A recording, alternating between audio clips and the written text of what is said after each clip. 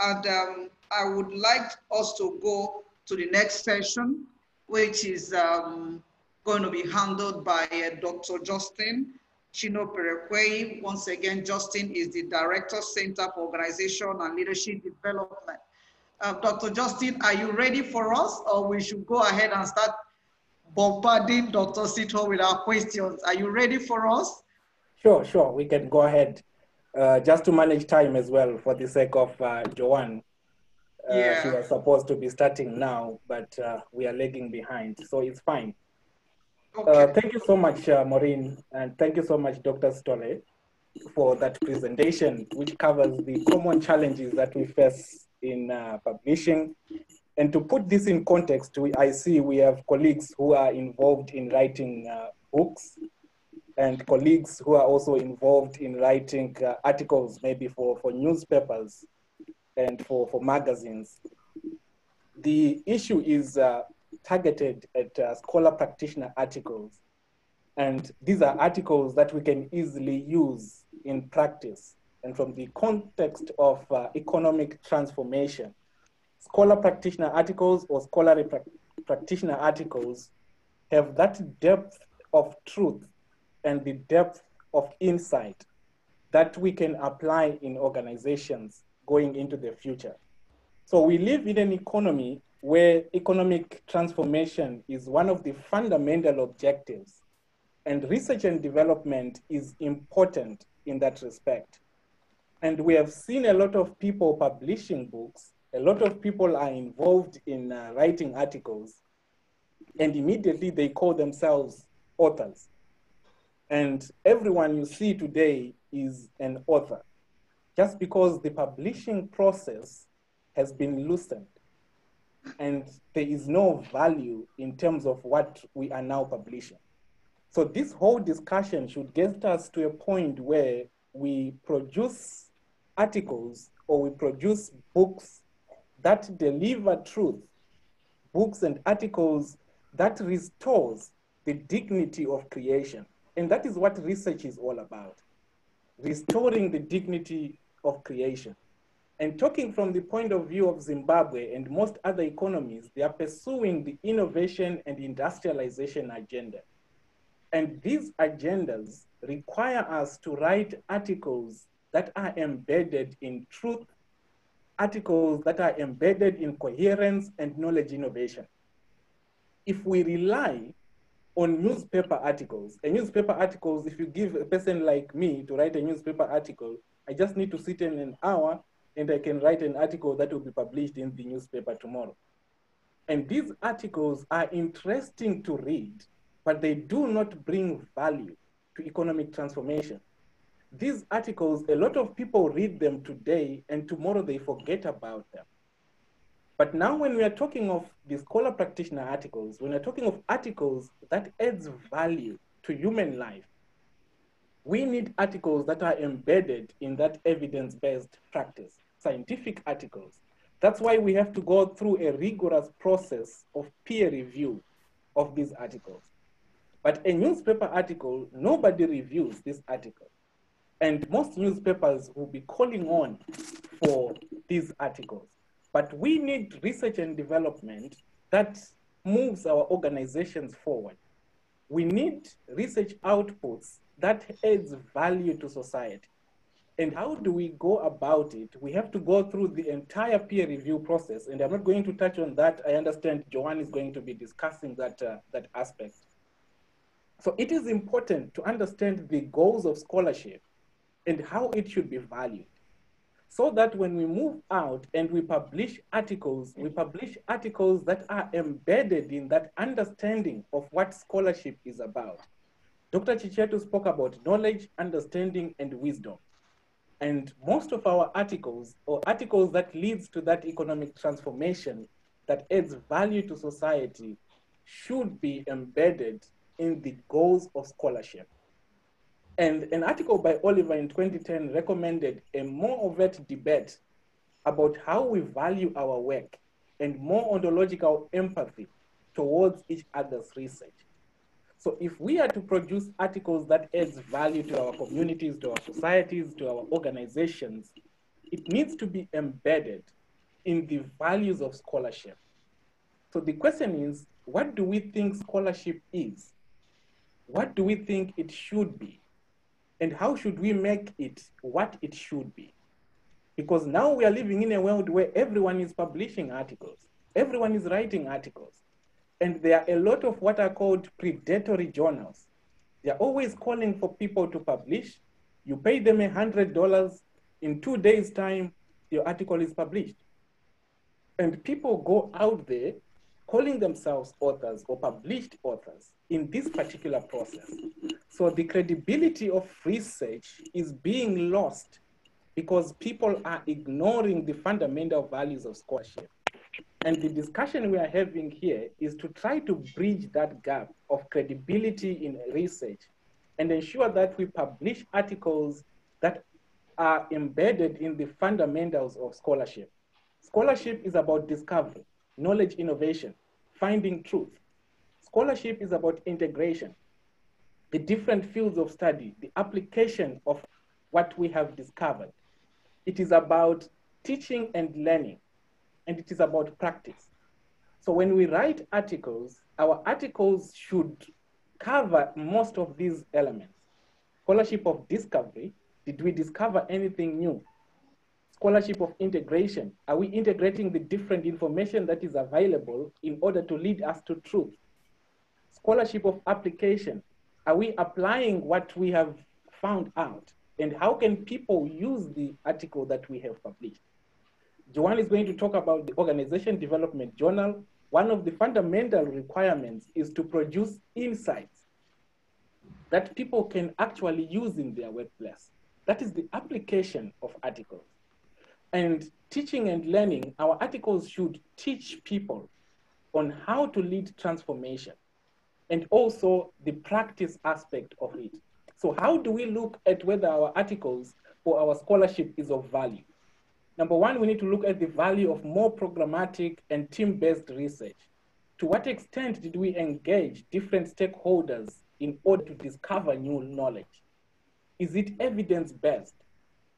Immediate or direct relevance to practice? Can people actually use this publication or this article or this book? Its rigor and relevance achieved through executive education. To what extent are we engaging people who are actually involved in what we are writing about? Engaged scholarship where academics co-create knowledge.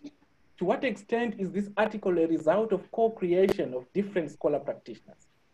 So if we look at most of the articles we see in the newspapers, in magazines, this is something that someone just writes while he's waiting for their bedtime, and it's published. And it doesn't have that evidence base. There is no rigor and relevance through executive engagement. There is no immediate or direct relevance to practice, and it is not based on that team-based approaches. So we need to assess our publications in that context. And Oliver also mentioned that scholarship, to me, is the ancient and noble pursuit of transformational truth. So when we are publishing articles that will add value to our communities, we are seeking transformational truth. And it should be grounded in an imperative to improve the human condition. So whatever publication we make, is it in pursuit of transformational truth in any field of study? Is it grounded in improving the human condition? This happens in any field of study. And through understanding new ways of looking at ourselves and the physical world we are part of. So scholarship is creative ambiguity, it is imaginative, it is rigorous and true.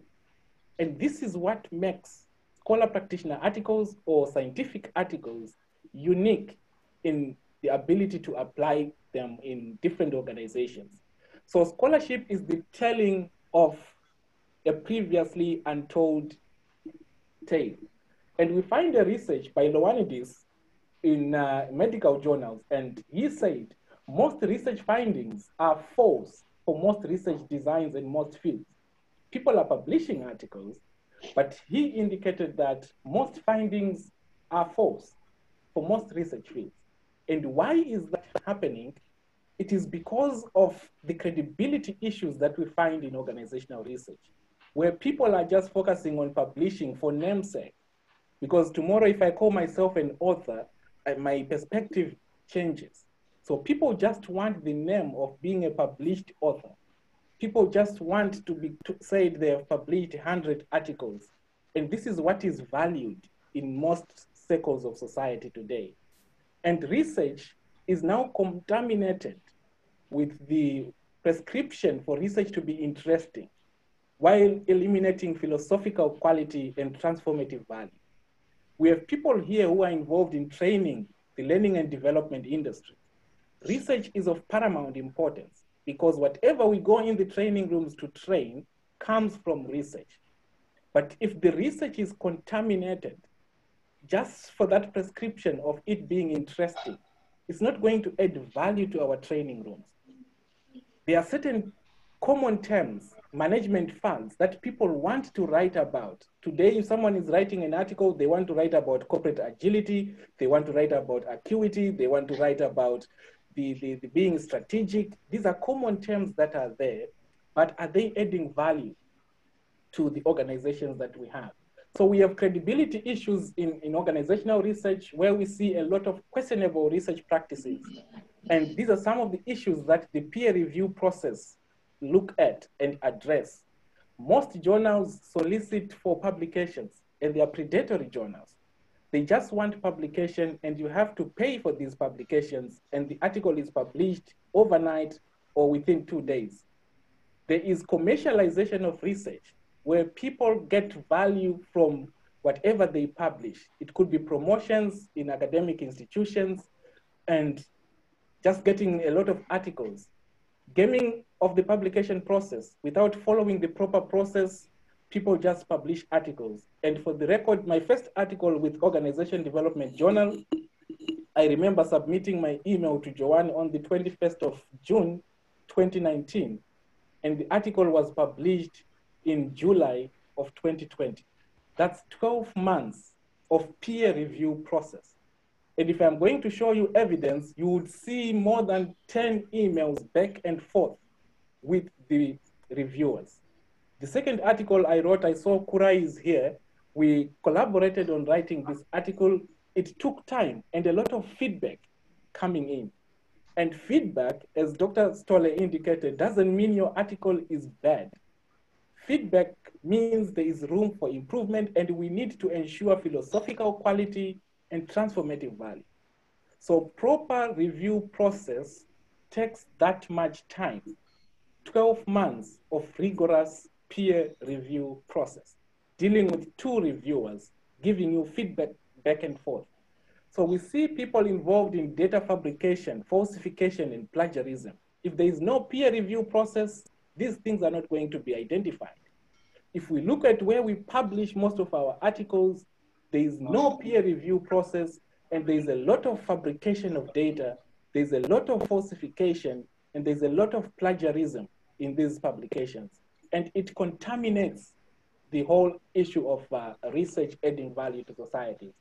So research should allow us to hear alternative views, to solve organizational challenges, review misconceptions, biases, and inaccuracies, and it should open paths to unorthodox but intriguing questions. Then we will say we have published something that is of value and not something that is going to just give us names on social media and the likes. So to close this discussion for the sake of time, there is a widening gap between solve real problems and providing esoteric contributions to a very narrow audience. People publish articles just because they have a narrow audience that they want to appeal to. Value-free instrumentalism rather than responsible scholarship. We need more responsible scholarship in order to move economic transformation. Duplicate publication. You just take one article and you change it into your own words and you publish. And this is the data fabrication, the falsification, and the fabrication. Then there is hacking, which is the hypothesizing after results are known. So most people do their research, they write their article, and at the end of the article, they come back and then they start making hypotheses. people do research, they produce the whole article, and then they come back and start writing research questions and research objectives. So if you submit your article to a journal that does not follow a proper peer review process, the article is accepted, the article is of no value, and the article will not outlive our lives, as Dr. Stolle has indicated. So science or research is on a credibility bubble. If it pops, centuries of what we understand to be the role of science will go. So we need more responsible publications. We need more responsible authorship in order to move our communities forward. What do we need to do? We need to tighten rules and call attention to questionable research practices. We need to be responsible authors in our different fields. We need to upload the norms of appropriate and scholarly research. Establish offices of research integrity is something that I don't think we have in Zimbabwe and in most African countries. Robust peer review process to ensure that we publish articles that adds value. So to close, research should have philosophical value. Research should have transformative value. And we should move away from just writing something that is interesting to write something that adds value to our societies. Thank you so much for the sake of time. Back to you, Maureen. Dr. Justine, thank you very much. You are going to be getting a lot of questions from me particularly, because I'm just at a point in time in my life where I want to write about so many things. And I have been looking forward to a platform such as this to really get it all right before I take a major step in publishing. Thank you very much for this wonderful and iconic presentation. I looked at a few things that you mentioned, few solid statements that you made along the part of your presentation. You said that article must pursue the transformational truth, which must solve problems for our communities. I find that very, very insightful. I find that very, instrumental to the economic transformation that we're talking about. You also mentioned that research in a publication is rigorous, is imaginative, is creative, but currently it has been contaminated because of prescription of, I would say, publications of entertainment, because there has been what I personally call intellectual entertainment in knowledge transfer industry, which is what is also very, very, it's corroding the system of publication all over the world. It's even making serious-minded publishers lose interest in publishing articles. And to also say that your mentioning of commercialization of research is also it's another reality that is staring all of us on the face. Yes, and along the line, I will also want to add my views on what prompted this commercialization of research in place where values are misappropriated, in an environment where what's supposed to be in line A becomes stands in line C or line D. Is very, very difficult to let people live and live by the exact rules where they find themselves. Even in the industry where I operate, I operate in the manufacturing sector, and in that sector, sometimes when we gather to have a discussion and you are asking some pertinent question regarding what people are doing about intellectual, storage of intellectual assets in their organizations, you sometimes, you'll be appalled by what people are talking about. People don't want to listen to statistics. They don't want to listen to accurate and factual data. They don't want to listen to the reality of what is happening in the industry. When we throw articles there, it is just few of us that concentrate and focus our attention on what's actually the reality in the industry. People are interested in showing what the society wants, want to see. People are interested in you know, packaging something that is not, that is a package.